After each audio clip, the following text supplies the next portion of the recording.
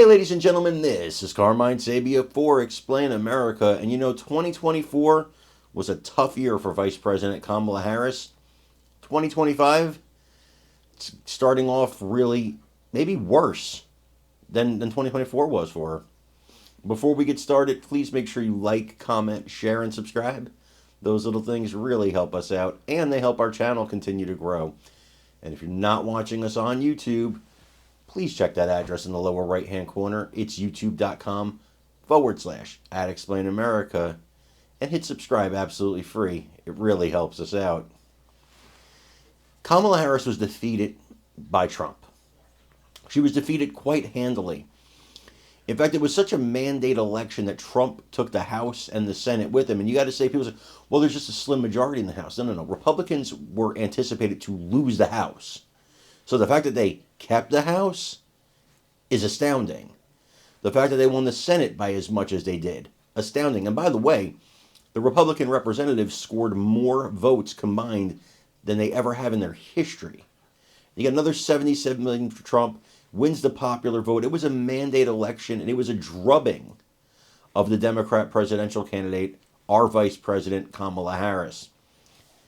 So how can you be even more humiliated? What could you do that would humiliate a person even more than getting drubbed like that to one of the greatest presidents we've ever had, Donald John Trump? Well, tomorrow, the vice president will sit in the chamber.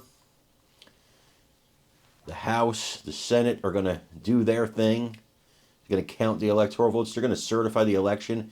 And Kamala Harris is going to preside over it.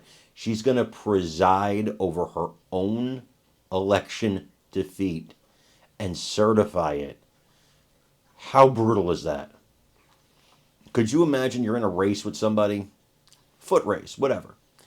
They defeat you. They defeat you handily. And then you got to hand them the trophy? Oh, brutal. I want you guys to watch this report on it and let me know what you think in the comments. Official visit to Italy this week. Trump also strategized with House Speaker Mike Johnson about how to get his priorities on the border, energy, and tax cuts passed through Congress this spring. The president-elect wants one giant reconciliation package, which would require only 51 instead of 60 Senate votes. More on that coming up. But first, tomorrow, 4 years after the deadly attack on the U.S. Capitol, Congress will again convene on January 6th to certify Trump's return to the White House. The proceedings will be led by Trump's 2024 opponent, Vice President Kamala Harris, as Washington bolsters security ahead of the event, though a repeat of the violence of 4 years ago does not, thankfully, seem imminent. Tomorrow's certification, a remarkable turnaround for Trump, who was widely condemned by even some of his strongest supporters 4 years ago this week for his role in the attack. And Mr. Trump is now promising to pardon many of those convicted of crimes committed 4 years ago on January 6th as soon as he takes office. Joining us now.